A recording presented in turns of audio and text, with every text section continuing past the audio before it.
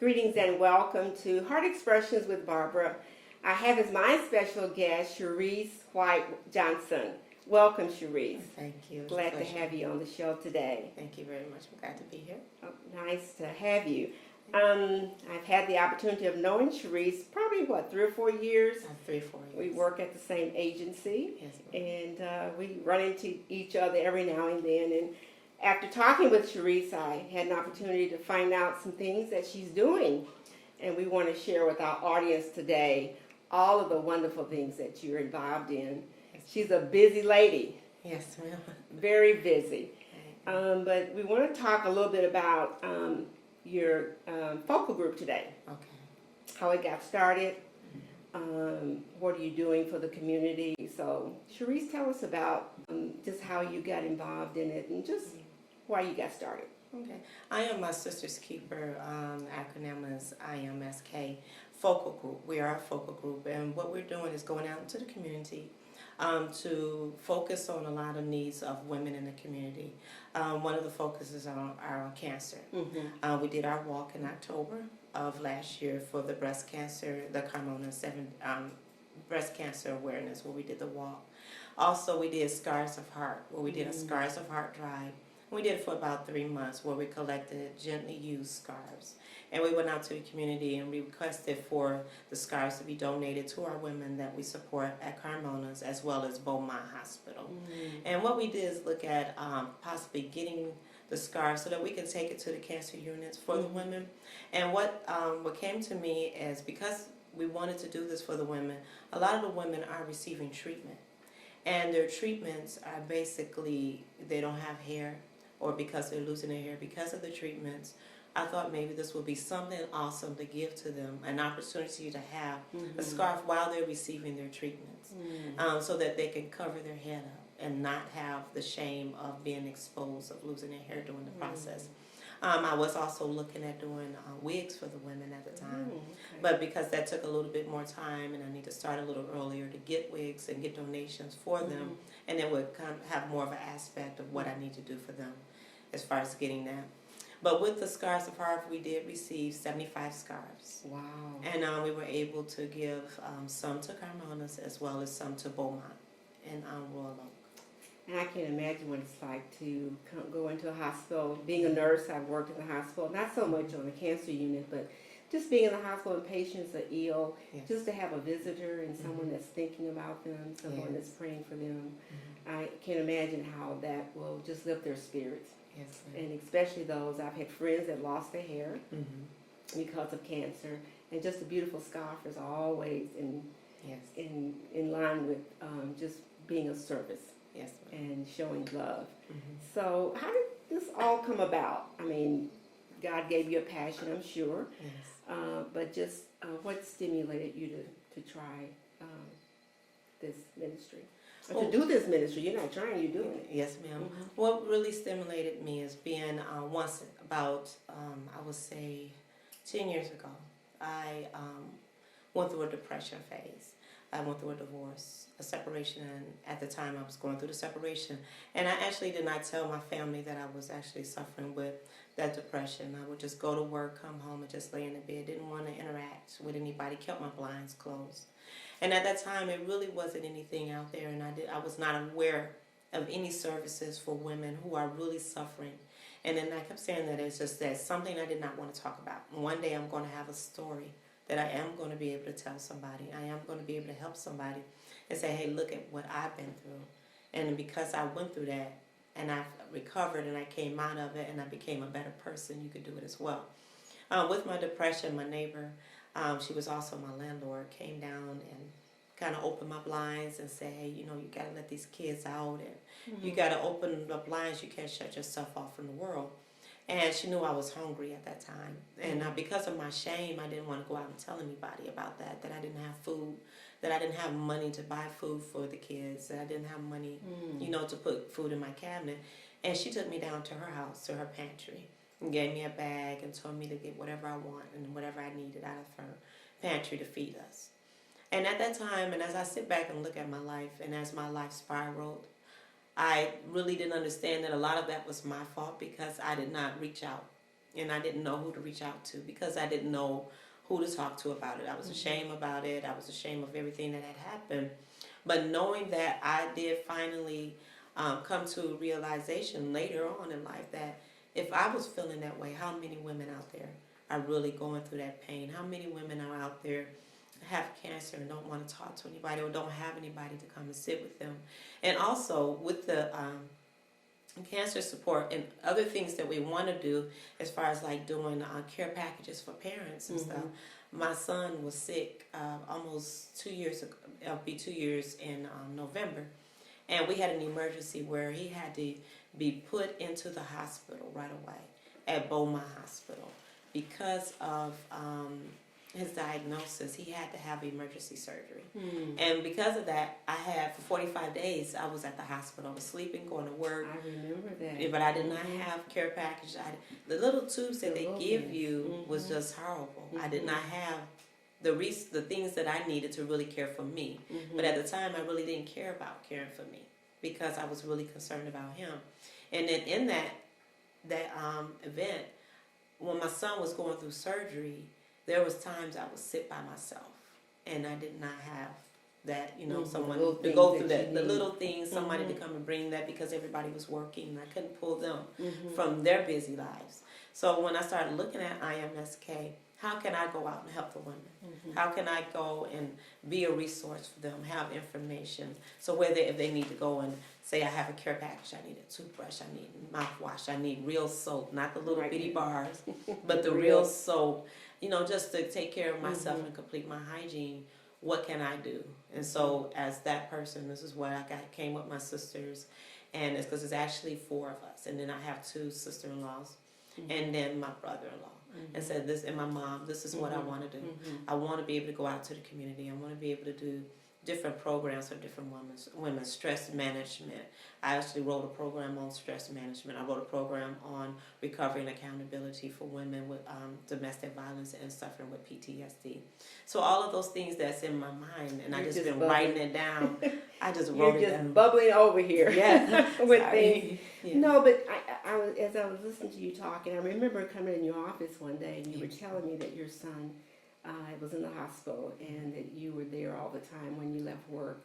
And God just put that in your heart. Yes. But most of all, the trauma and the pain that you've gone through, we often hear that there's no testimony without a test. Right. There's no message without the mess that we have to deal with. So God doesn't waste our pain. I say that a lot. And He always, what He allows in our lives and allows us to go through it, He will be able to use it for His glory. Yes, and it's so many women that need just to be able to sit down and talk. Yes. Sometimes they're not even looking for an answer. They just want to get it out. Yes. So I feel what you're doing. Yeah. And I think it's such a wonderful, wonderful service. Thank you. And seeing you around the office, I didn't know you had all this in you. In terms of all the things that you're doing, because you're so busy, I didn't see that busyness. Yes. So you're able to do your work and then be able to go home and think and listen to God and say, what do you want me to do? How do you want me to go about helping women? Yes. And there's so many hurting women. It is. And they don't want to talk like you didn't want to talk about it. Yes. Or don't know how to talk about it or who to share it with or who to trust. So you're just doing an awesome job. I just think it's such a blessing. Thank you. You have 4 children. I do. And 1 grandchild that you say has taken your heart. She is. That's my little baby. Okay. Yeah, she saw me today and was so excited when I came in. Okay, so how are your children, or they're helping you with the ministry, or how are they doing? They give advice. I have a 25-year-old, so he basically takes 25-year-old? Yes, I have a 25-year-old. We do preserve well, don't we? Yes, we do. We do. Thank God for that. Yeah. And then my 21-year-old, and then she'll be 21, and then my 17 and 15. My 17 is an inspiration. She kind of gives me some advice. I think you should do this, Mom. This is what I think would be good. And if I'm too busy, she'll be like, hey, you're doing a little too much. You need to kind of slow down. You kind of moving too much, and I agree. You kind of need to slow down on some of the things you do, but kind of think of this area first. So there's a lot of compassion for people as well, because even when we did the Scars of Heart, my 17-year-old and 15-year-old, which are home most of the time, was so excited about packing the gift bags, because we had our dining room set up with gift bags, and they were going in and saying, well, I think you should put this, think you should use this one. I think women who are really losing hair should use this kind of scarf. So it was really good. It's really interactive for them. And it also gives them an opportunity for community service. Absolutely. Because they can be a part of the community and be a part of helping other people and understanding that life is not about you. It's about other people that are actually suffering as well. And what a lesson they're learning. That it's really not all about them. And just the fact that they are able to open up and say, I want to help my mother. Yes. And you can listen to them today and really find out the pulse of what's going on with young women today. Yes. Because sometimes we get at an age like my age, and we can kind of get removed from the young group of ladies that we were talking earlier about finding our Boaz and finding the wrong Boaz. But there's so much ministry that's needed for young women before they take the wrong step. And even if they take that wrong step, then you're going to be there to meet with them and to share. I just love how God works. Yes, He's awesome. He's an awesome God, and how He takes the misery of our lives and makes something beautiful, and that's what He's done with you. Yes, thank you. Yes, I thank Him for it. Yes, so you're doing a wonderful job. Thank you. Tell us a little bit more about what you plan in the future. I know you plan to go to the doctoral program. I do. But you finished your degree in human services. Yes. And you're getting ready to finish your master's degree in counseling in May. You're going to be walking. That is an awesome feeling. Exciting. Nobody can tell you. I mean, nobody would know. Right. Unless they've been there. Yes, I'm looking how forward wonderful it is to walk down that aisle. And then you're going to pursue a doctor in counseling and education and supervision. I'm choosing basically between Capella or either Walden. I'm more leaning towards Capella University. Now your master's at Ashland. Ashland Theological Seminary. Yes, ma'am. I've heard it was a wonderful, wonderful place to go to school. Do they not have a doctoral program, or you just want to go some other avenue? They have an MDiv, a doctor, but I decided that I wanted to do more so I can be able to counseling, so I can mentor other women and also help them walk the walk. And I do have to say at Ashland, they actually walked me through the process and helping me to understand where God was taking me. So every time God was giving me something, they encouraged to journal it. Talk about the ideas that God has given you. And the process, the 2-year process, to know that 2-year process was not something I was doing on my own. That 2-year process was something that God was basically walking me through the steps. So.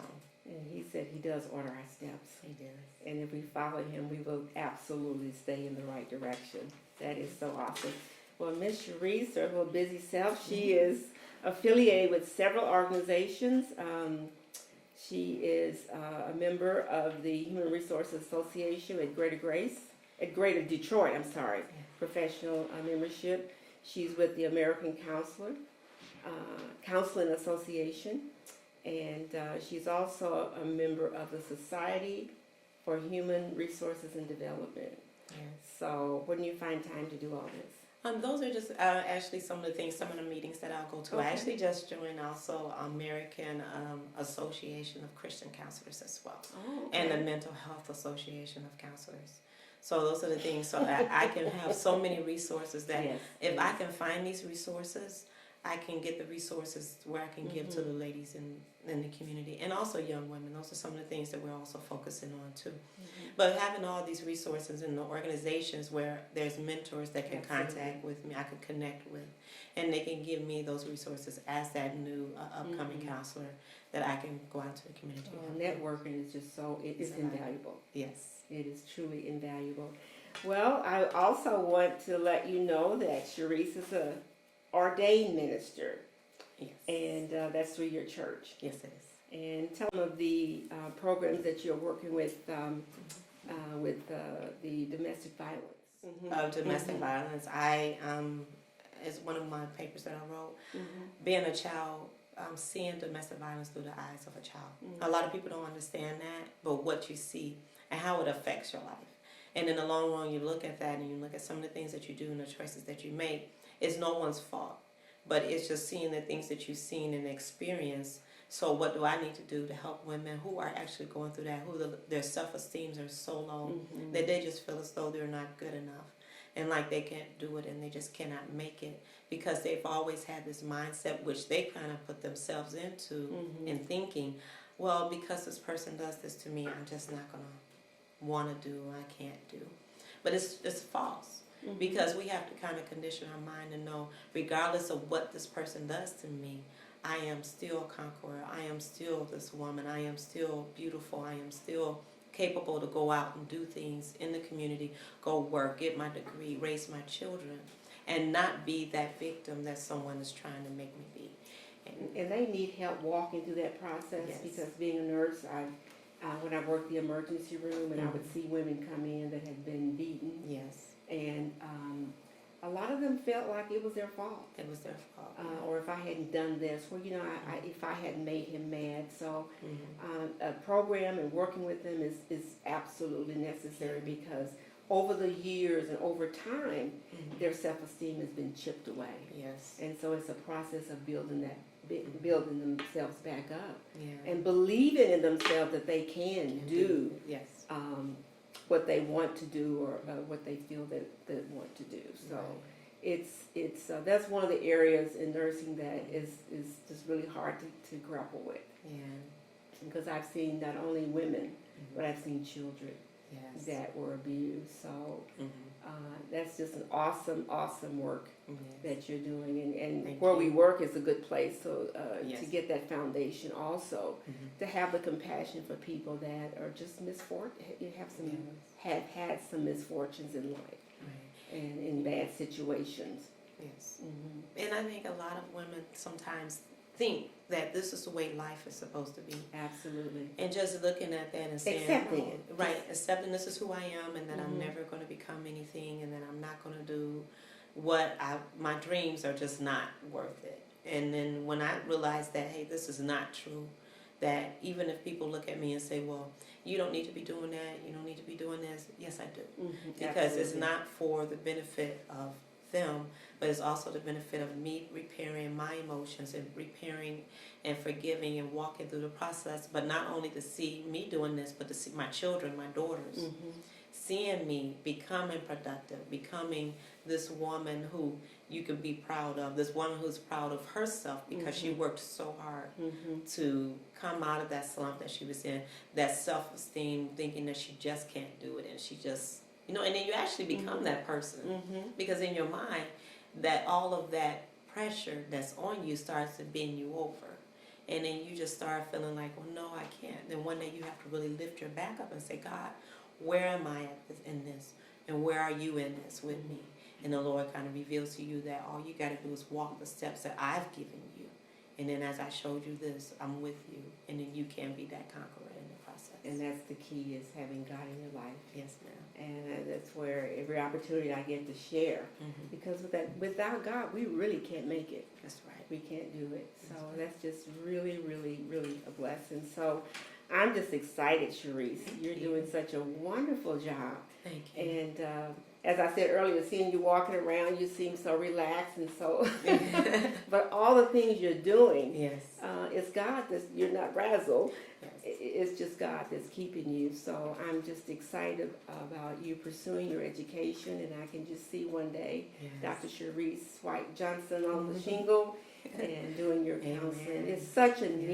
needed Yes. profession, and God has allowed you to go through some pain so that you will be able to walk some other women through their pain. Mhm. It's nothing like being there That's right. and being able to understand where they are, That's right. because I can talk about breast cancer, but if I've never had breast cancer, Mhm. then I don't really know Right. what it's like. I can imagine it, Yeah. but I can't really know what it's like. No matter what it looks like on the outside and in the inside, God already said, He already said it in His Word that when He looked at you, that everything was good, that we're good, that there is no problem. So He sees beauty in us. So why can't we see the beauty, even though we're going through this illness? God is still repairing you. So while we're going through this illness, we look at what He's doing and what He's saying, and how can I be this person that can help someone else that is walking through the process. So that's why I am not a cancer survivor, but I've lost 2 aunts to cancer. And I have a cousin who is actually going through cancer now. And she's very young. She's, I think she's in her middle 30s, late 30s. And she's actually going through her 2nd round of chemo. And when they first did her treatment, they said, oh, it was just a little tissue, and then if it comes back, it came back. And I remember walking in Walmart, and she pulled me over to the side, and I saw her, and she said, I just want to share with you. And she told me. And I was just like, and that was just recent, and I was like, I didn't know what to say for her. But, because you're going to get through this. You're going to be able to fight this battle. So it's a battle. So I've been through a battle when I went through the process with my son. So why not step in that fight with other women to encourage them, to empower them, to help them understand that there is help out here. And then look at the women who actually walk through the process of the surgeries, the biopsies, the mastectomies, how they are now stronger women, and how they've actually battled this fight and went through this fight, and now can say, look at me now because I fought this. And you can fight it as well. So we actually going to also do another Scarves of Heart drive. So we do ask everyone that do attend to give us gently used scarves as well as a canned good. The canned good would be given to a shelter, or either to, we're looking at maybe a senior home that we can donate a box of canned goods for their pantry to where they can feed the seniors that's there. So that's what we only ask them for, and it is free. I can only hold 40 women. If it moves bigger, I am looking for a couple of more venues. I do have a couple of ideas where I can possibly move it. We are looking for sponsorships. We do have Mary Kay Cosmetics, who will be doing gift bags for the women. One of the gift perfumes will be called Journey. And because they walked on a journey, that journey perfume will symbolize that journey that they've been through. That's awesome. And I am having a raffle on a whole journey package for them. So we are going to do a raffle for a number that's going to be pulled, that they will get the whole perfume, the lotion, the big bottle of perfume. So because it's a journey, and we're only going to give those to the women who are actually battling the cancer. So we're going to actually probably have a mixed room of women who are resources, because I do have resources for the American Cancer Society. I just got boxes full of resources, so we're going to put packets together for them. Have lots of information. Yeah, so I got those sent. I did get some information for Carmonas. They did send that information to me, and I am trying to get information for free mammogram and a musologist who is a massagist. I did reach out to her where she does healing with her massages. So I'm trying to get free certificates for her, or discounted certificates where she can sponsor for the women who are dealing with cancer. Oh, that's awesome. And it's going to be at the Angel House? It is the Angel House. And it's located at 28441 5 Mile Road in Livonia. Yes, ma'am. Okay, so let our audience know how they can get in touch with you. And anything else you want to share with our audience today? Okay. You definitely can contact me through IMSK Focal Group. You can do that on our Facebook page, or you can reach me at 313-687-7506. Again, that number is 313-687-7506, and that's for RSVP. Or you can reach us on our email address, which is imsk06@gmail.com. Again, that's imsk06@gmail.com. Wow, you are just a busy lady and doing so many wonderful things. And I met your sister and your brother-in-law. Yes. And they're a big help to you, because just listening to you, all the things that you're doing, I'm sure they're really helpful to help you get through all the things that God has given you to do. Sherrice, I just have enjoyed speaking with you today. Thank you. And I just wish you well, and I'll be praying that you achieve all of the things that you're inspired to do.